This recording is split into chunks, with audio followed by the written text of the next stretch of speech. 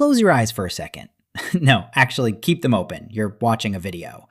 But imagine this. It's 14,000 years ago. You're crouched in a dry, dusty field somewhere in the Middle East. The sun is beating down on your neck, and in front of you is a patch of scrawny, wild grass. Now look closer. At the top of each stalk, there's a cluster of tiny, hard little seeds. Papery, bitter, basically pebbles. If you popped one in your mouth right now, you'd probably chip a tooth. There is nothing about this plant that says dinner, and yet the people around you are collecting these seeds like they're treasure. They're slicing off the seed heads with sharp bits of flint, stuffing them into little skin bags. And then they're going to spend hours, smashing, pounding, and roasting these worthless grains into something you can actually swallow. Why? Why would anyone go through all that trouble for a seed you can't even eat? Because that messy, painful, ridiculous process is the very first chapter in the story of the single most important food humans have ever made. So the question is simple. How on earth did we figure out bread? Real quick, if you love the kind of story where something totally boring turns out to secretly run the entire world, you're in the right place. Do me one tiny favor. Hit that like button and subscribe.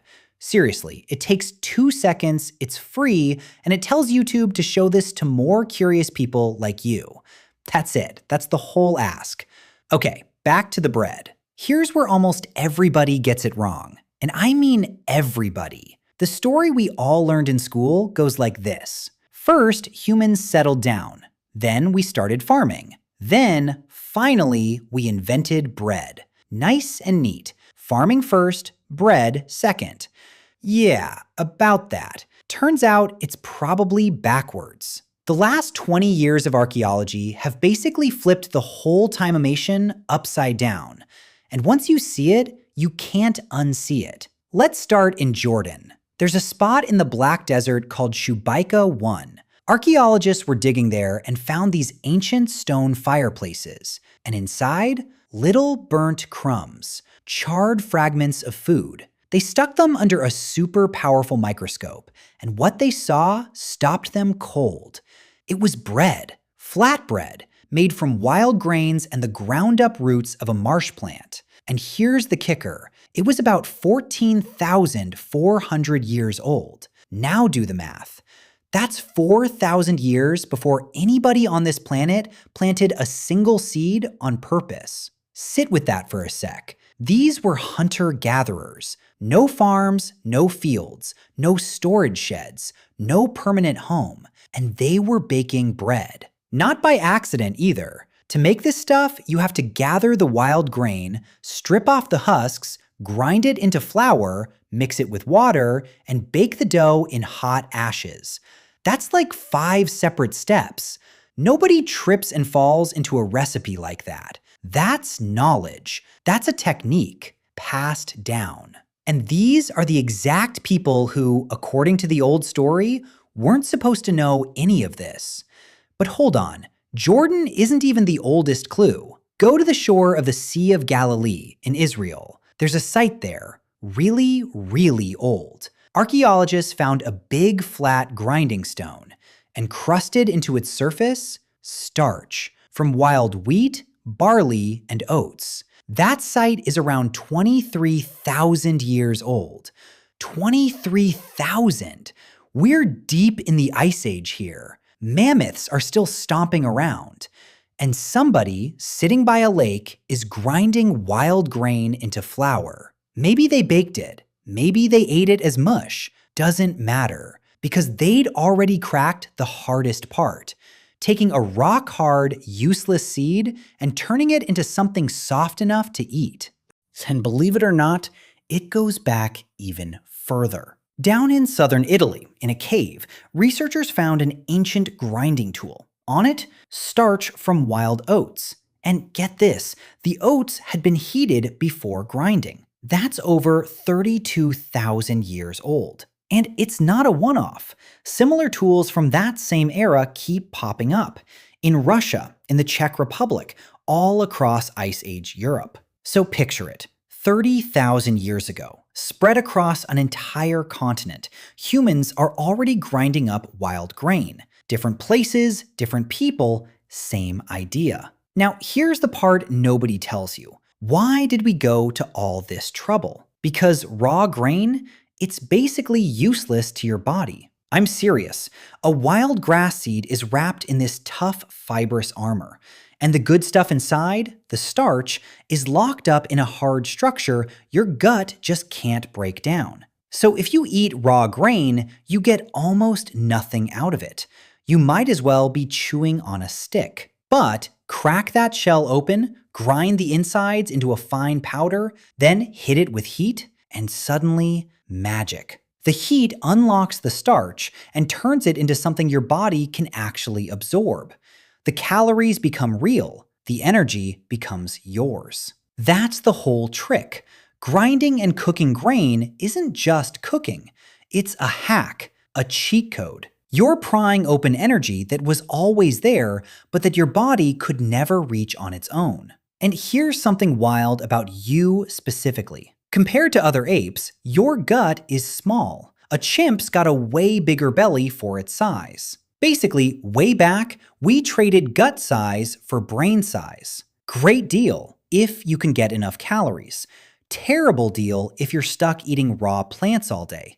Because raw plants take forever to digest and barely feed you. Grain fixed that, because a seed is designed to survive your digestive system. That's literally its job, to pass through an animal and sprout somewhere else. The shell is armor. So we outsmarted it. Grinding cracks the armor. Heat breaks down the insides. And later on, fermentation goes even further, stripping out the stuff that blocks your body from absorbing iron and zinc. Your gut never evolved to eat grain. Bread is the technology that made grain edible anyway. We basically hacked biology with a rock and a fire. And here's the beautiful part. Bread is the perfect energy package. Think about it. Flour plus water. Shape it, throw it on a hot stone, and boom. A couple minutes later, you've got food that's light, that stores for days, that's packed with calories, and that weighs almost nothing. Compare that to raw meat, which rots, or fruit, which bruises, or heavy tubers you've got to lug around. Bread wins. It's lightweight fuel. And for a species that spent most of history walking from one meal to the next, lightweight fuel is survival. Okay, now here's the question that's been keeping archaeologists up at night for a decade. If bread came before farming, did bread actually cause farming? Think about how insane making bread from wild grain is. You've got to find it, pick it by hand, one stalk at a time, haul it back, peel every single seed, grind it for hours. All that work for a tiny yield. But the payoff? Dense, storable, portable energy. And here's the twist. For a long time, bread might have been a luxury, a special occasion food, something you served at big feasts and rituals, not your random Tuesday snack. Which brings us to one of the most jaw-dropping places on Earth. In southeastern Turkey, there's this massive, ancient ritual site. Enormous carved stone pillars, built by hunter-gatherers thousands of years before anyone in the area was farming. And there's evidence they were processing huge amounts of grain there. Why? To feed the crowds. All the people who traveled in to build it and to worship there needed to eat. So here's the theory. To pull off these giant gatherings, to keep the bread and the beer flowing for the feasts, people needed a reliable supply of grain. And that pressure, that hunger, may have been the exact push that made humans start planting seeds on purpose. Read that again. Bread didn't come after farming. The craving for bread may have invented farming. And think about what that means. Farming led to villages. Villages led to cities. Cities led to writing, to kings, to everything. The whole modern world you're sitting in right now might trace back to people just wanting a steadier supply of bread. Wild. Now, those first wild grains, Nothing like the wheat on a farm today. Wild wheat is annoying. When the seeds ripen, the stalk shatters and scatters them all over the ground. Awesome for the plant, terrible for a human trying to collect them. So early people, probably without even realizing it, started picking the freak plants, the ones whose stalks didn't shatter, easier to harvest. They replanted those seeds, did it again and again. And slowly, over hundreds of generations, they turned a stubborn wild grass into an obedient crop. Every grain we eat today, it's the great-great-grandchild of those first experiments. Now, here's my favorite part, because at some point, somebody messed up. Somebody left their dough sitting out too long, and instead of tossing it, they shrugged and baked it anyway, and it puffed up. That's leavened bread. Fluffy bread. And the best guess is it happened in ancient Egypt, totally by accident, when wild yeast floating in the air landed on some dough and started munching. Here's the science, quick and painless. Flour's got proteins in it. Add water, knead it, and those proteins link up into a stretchy web called gluten. Gluten is bouncy. It traps stuff. So when yeast starts eating the sugars in the dough, it burps out carbon dioxide gas. And that gas gets caught in all those stretchy pockets. The dough balloons up. Then you bake it. The heat locks everything in place, and you get soft, airy bread. The good stuff. And the Egyptians didn't just stumble on this, they mastered it. At their peak, they had something like 40 different kinds of bread, flavored with dates, figs, honey, spices. They baked in special clay molds by the hundreds of thousands. But here's the crazy part. Bread was money, actual currency. The workers who built the pyramids, they got paid in bread and beer, not coins, not gold. Bread. The pharaoh was basically the kingdom's head baker. His whole power depended on one thing. Could he feed the people? And feeding people meant bread. Oh, and here's a detail that's gonna mess with you. Bread and beer? Basically the same invention. Think about it. Both start with grain. Both need grinding. Both need water. Both need fermentation. In ancient Egypt, they literally made them side by side. A common trick. Bake a rough loaf of bread. Crumble it into water. Let it ferment, and you've got beer. The bread was the starter for the beer, and leftover foam from the beer was used to puff up the bread. They were one giant loop. And to this day, people argue over which one came first, the bread or the beer. Honest answer? Probably both. They're so tangled together, it's like asking which came first, breathing in or breathing out. Now, here's a part most histories skip, and it matters, because bread had a cost, a human one. Grinding grain by hand is brutal.